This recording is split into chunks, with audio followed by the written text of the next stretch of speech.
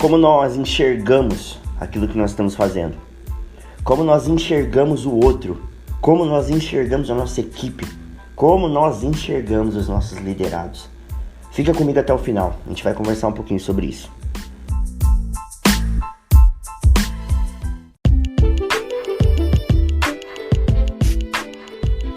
Como nós olhamos ao nosso redor, diz muito sobre onde o nosso coração está. Essa frase ela tem queimado meu coração quando eu penso liderança, quando eu penso equipe, quando eu penso ministério. Como nós olhamos ao nosso redor, como nós olhamos para as pessoas, como nós enxergamos a limitação das pessoas, diz muito sobre onde o nosso coração está. Se os nossos olhos eles sempre veem a negligência do outro, mas eles não veem a nossa, significa que nós estamos com olhos altivos e não com o coração ensinável. O que isso quer dizer? Quando em liderança, em equipe, nós começamos a enxergar os problemas dos outros, as dificuldades dos outros, mais do que as nossas, isso significa que os nossos olhos estão altivos. Os nossos olhos estão olhando para o exterior do outro, mas não estão olhando para o nosso interior. Eu separei aqui alguns tópicos para a gente conversar sobre isso, porque eu digo para você, nós líderes, pastores, pessoas que exercem liderança sobre os outros, nós precisamos entender que os nossos olhos precisam estar em Cristo. Os nossos olhos precisam estar onde os olhos de Jesus estão. E quando nós lideramos olhando para o outro a partir do seu erro, nós fazemos tudo, menos olhar para ele com os olhos de Jesus. E eu separei aqui sinais que nossos olhos estão caminhando para o lugar errado. São sinais que mostram que os nossos olhos estão apontando para o lugar errado. Primeiro sinal: o erro do outro sempre é maior que o meu. Cara, isso é muito forte. Repito, o erro do outro sempre é maior que o meu. Cara, quando a gente lidera a partir dessa ótica, sempre é um problema. Por quê? O erro do outro sempre vai ser maior que o nosso. A responsabilidade do outro sempre vai ser maior que a nossa. Nós sempre vamos terceirizar o erro. Nós vamos sempre terceirizar as nossas opiniões. Nós sempre vamos olhar para o outro a partir do seu erro. E o erro do outro sempre vai ser maior que o nosso. Exemplo. Você está gerando um evento, fazendo alguma questão na sua igreja, no lugar que você lidera. E você falhou em algo. Você falhou numa planilha, você falhou numa escala, enfim, algo que partia de você. Só que um liderado seu errou de outra forma. Ele faltou, ele não comunicou alguma coisa. E aí, o que você faz? Você eleva o erro dele para que o seu erro se torne menor. Você eleva o erro dele para que o seu erro não seja enxergado. E com isso, o erro do outro sempre é maior que o nosso. Ah, cara, você é líder, você fez isso e isso. Ah, não. Mas fulano fez isso e fez aquilo. A gente sempre transiciona a visão do erro nosso para o próximo. Isso é um ponto muito terrível. Isso é algo que condena a nossa liderança. Isso é algo que condena aquilo que nós estamos construindo. Porque no Evangelho, tudo é sobre o outro. Mas não sobre o que o outro fez, mas sobre o que eu posso fazer para o outro. Não é sobre o que o outro errou, mas é sobre o que eu posso servir para que ele possa fazer com uma forma mais excelente. Guarda isso. Enquanto o erro do outro for sempre maior que o nosso, nossa liderança vai fracassar. Nós não podemos liderar a partir dessa perspectiva. Nós precisamos liderar a partir da perspectiva de Jesus. Quando o nosso erro se tornou maior, Cristo subiu na cruz do Calvário e pagou o preço por nós. Então é esse o crivo de liderança que nós precisamos ter. O erro do outro sendo maior ou menor, nós precisamos pagar o preço para que ele suba em maturidade. O que nós podemos servir para que esse erro se torne pequeno a partir de um lugar que ele não se torne mais nada? Quanto nós precisamos servir nosso irmão para que ele sirva com maior excelência? Segundo ponto, nossos olhos sempre serão voltados para aquilo que mais chama a nossa atenção. Isso é muito forte. Nossos olhos sempre serão voltados para aquilo que mais chama a nossa atenção. Quero trazer um pouco de ênfase nesse ponto. Por que eu disse isso? Porque se os nossos olhos estiverem voltados para problemas, só o problema do lugar, o nosso coração também vai ser voltado para isso, sabe? Porque isso chama a nossa atenção e a gente vai liderar, vai caminhar, vai viver ministério a partir dessa perspectiva. Tava conversando com uma pessoa esses dias atrás E a gente estava conversando um pouco, falando sobre ministério e tal. E essa pessoa pontuou algumas coisas pra mim, relacionadas a ministério e tal. E eu também conversando, e a nossa conversa eu entendi uma coisa. Parei a conversa no meio e falei, cara, a gente tá falando muito sobre as partes que ainda não estão resolvidas. Mas se você parar pra pensar do começo até aqui, quantas coisas o Senhor já fez e o quanto nós evoluímos como ministério. Quanto nós evoluímos como ministério pessoal e como departamento e como liderança. Como nós evoluímos como equipe. Volto a dizer, nossos olhos sempre serão voltados para aquilo que mais chama a nossa atenção. Eu quero te convidar a liderar a partir de uma ótica diferente. Ao invés de você liderar, sentar na frente do seu computador, sentar na frente de um caderno e começar a escrever os pontos que precisam ser melhorados, comece a escrever os pontos que merecem ser celebrados. Comece a escrever os pontos que merecem ser glorificados para o Senhor. Comece a escrever os pontos que o Senhor transicionou histórias. Comece a escrever os pontos que pessoas foram transicionadas, foram transformadas a partir da sua liderança. Comece a escrever as pessoas que foram transformadas. Comece a escrever aquilo que glorifica o Senhor. E você vai perceber que os pontos bons, os pontos positivos, os pontos de crescimento, eles são maiores. A gente para pensar e fala, né, eu já ouvi isso. A parte ruim sempre pesa mais. Não, é que a parte ruim sempre é mais valorizada do que a parte boa. Porque a gente gasta 40, 50, 60, 1 hora, 2 horas em uma reunião discutindo pontos ruins. Mas a gente gasta 5, 10, 15 minutos celebrando boas coisas. Volto a dizer, nossos olhos sempre serão voltados para aquilo que mais chama a nossa atenção. Volte a sua atenção àquilo de bom que já aconteceu no seu departamento. Volte o seu coração ao crescimento dos seus liderados. Volte o seu coração ao crescimento das pessoas que estão próximas a você. Ao invés de você perder noites de sono, gastar tempo pensando naquilo que a sua equipe pode evoluir, gasta um tempo celebrando aquilo que ela já cresceu. Comece a celebrar os pequenos começos. Ah, mas eu queria que a minha equipe tivesse 20 pessoas. Cara, glória a Deus, porque eu tenho 5 pessoas que estão com o coração voltado àquilo que o Senhor quer. Glória a Deus, porque eu tenho 5 pessoas. A gente estava conversando numa mesa, né, em uma reunião de equipe, e a gente começou a falar, né, nossa, pessoas, e gente, vou até abrir um parêntese. Aonde existirem pessoas, sempre existirá problemas. E aí eu comecei a conversar com eles e tal, a gente falou, cara, quanta coisa aconteceu. Eu falei, quanta coisa a gente deixou de celebrar. Porque antigamente a gente não teria nem equipe para poder discutir problema. Hoje a gente tem uma equipe e pode discutir problemas e celebrar conquistas. Então, alinhe o seu coração nisso. Comece a celebrar aquilo que o Senhor já fez. Terceiro ponto que é um sinal que nossos olhos estão caminhando para o lugar errado. Nossa motivação não caminha de acordo com os nossos olhos. Nossa motivação, ela não caminha de acordo com os nossos olhos. Por que eu disse isso?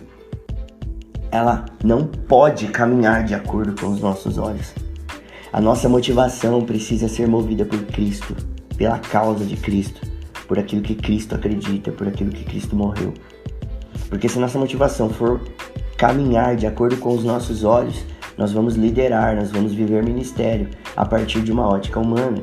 E posso dizer para você, é impossível, porque nós só vamos conseguir enxergar problemas. A nossa visão, se você parar para pesquisar, eu não tenho dado aqui, mas pesquise. Quanto é o campo de visão de um homem, de uma pessoa? Quantos metros você enxerga na sua frente? E a ótica espiritual? A ótica espiritual não se limita à nossa condição humana. A ótica espiritual não se limita à nossa condição carnal. Quando nós lideramos a partir de uma ótica espiritual, nós começamos a liderar de uma forma espiritual, de uma forma sobrenatural. Se você pega o texto, Josué, ele vai com os espias, eles olham a terra, muitos falam, é uma terra de gigantes, é uma terra impossível de ser governada. Ele olha e fala, é uma terra que mana leite e mel, é uma terra que tem frutos, os frutos são grandes, ele enxerga além da circunstância. Isso é liderar com o olhar espiritual, isso é liderar a partir do sobrenatural. O Senhor está nos convidando para esse tempo. para nossa motivação não ser aquilo que nós estamos olhando, mas ser aquilo que Cristo já disse. É a partir da palavra que o Senhor liberou. Para o povo hebreu, Deus disse que daria uma terra, e eles lideraram a partir dessa palavra. Na palavra de alguém que liberou sobre eles, o Senhor. Nós precisamos liderar a partir de uma ótica espiritual.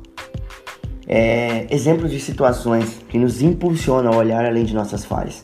O que nos impulsiona? Quais são as circunstâncias e situações que nos impulsionam a mudar a ótica que nós estamos vivendo? Primeira coisa, um confronto saudável. Nós temos um problema muito grande com o confronto. Enquanto a nossa vontade é aceita, nós caminhamos em concordância. Mas quando nós somos confrontados, nós recuamos e voltamos para trás. Porque o confronto, ele nos impulsiona a uma mudança, a uma transformação. Mas, infelizmente, muitos de nós não queremos ser transformados. Porque um confronto saudável sempre vai mexer com duas coisas: nosso ego e o nosso caráter.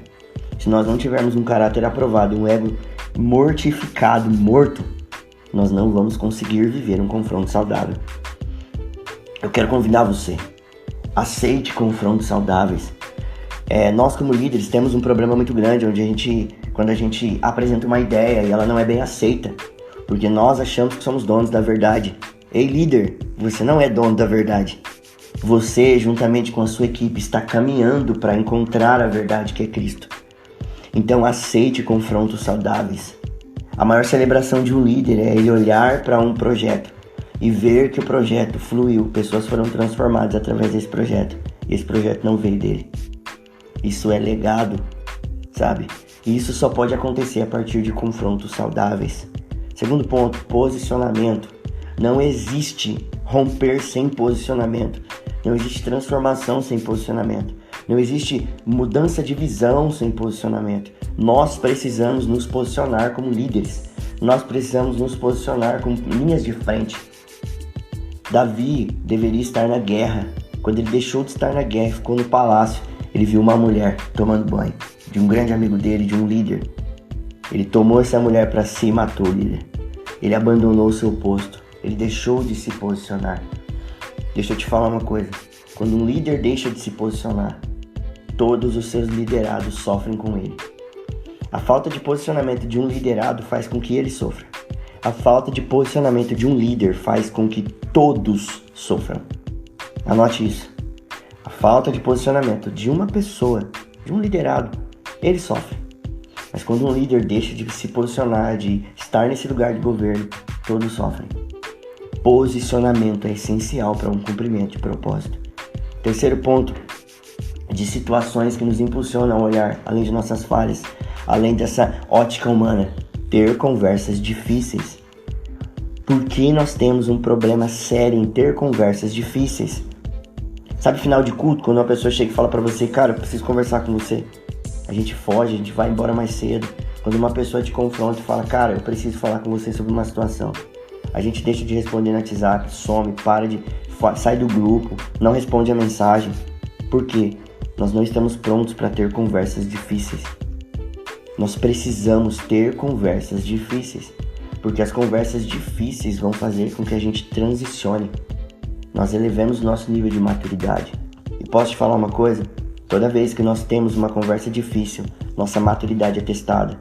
Toda vez que uma conversa difícil chega até nós, a nossa maturidade é testada. Líder, nós precisamos ter conversas difíceis.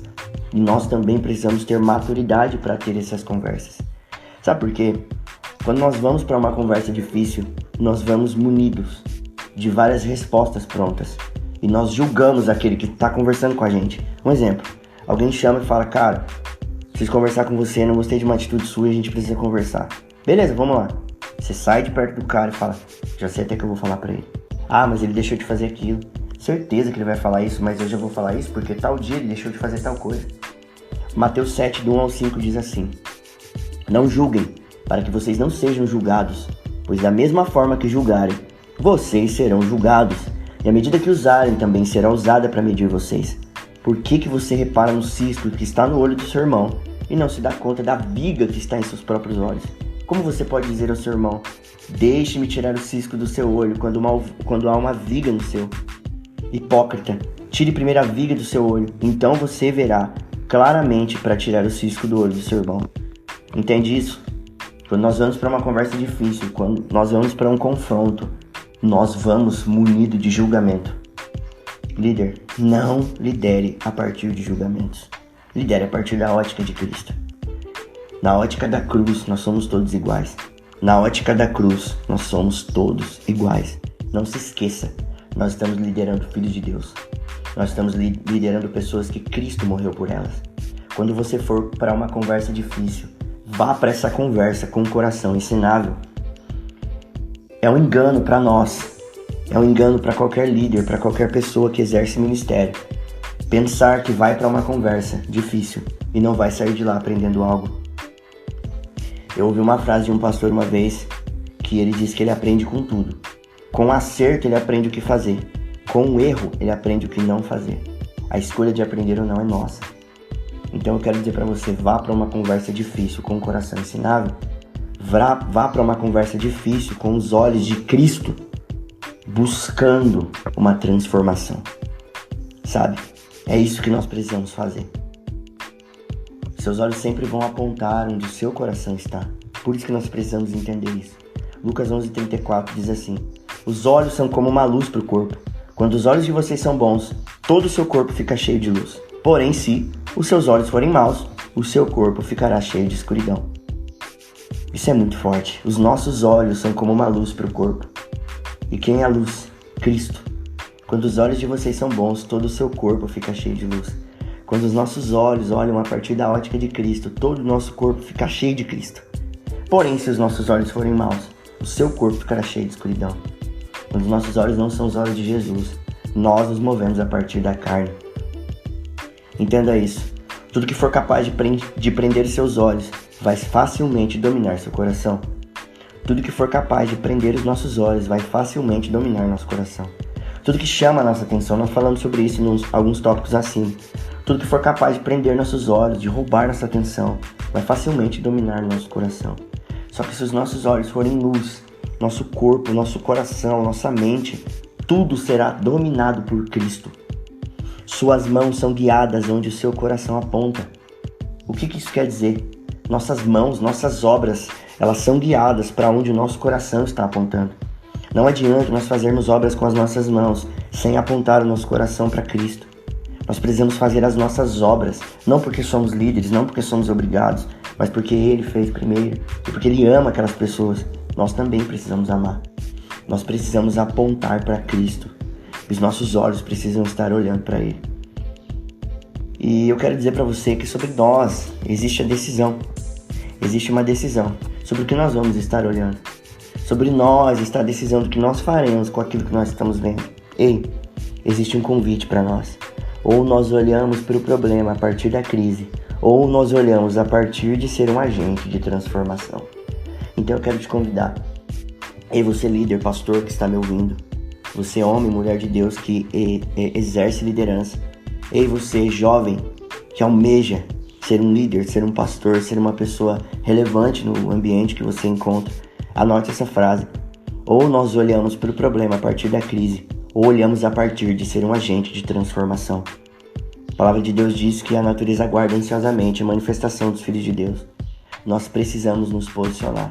E para isso nós precisamos olhar com os olhos de Jesus. Eu preciso disso na minha vida. Você precisa. Nós precisamos disso. Espero que esse episódio tenha falado com você. Espero que você tenha aprendido muito a partir daquilo que a gente conversou. E segue o perfil, segue esse podcast.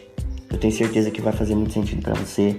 Manda para um amigo seu líder, pastor, que almeja liderança, para um jovem, manda para sua equipe. E eu tenho certeza que nós vamos aprender juntos aquilo que o Senhor quer para nós como liderança.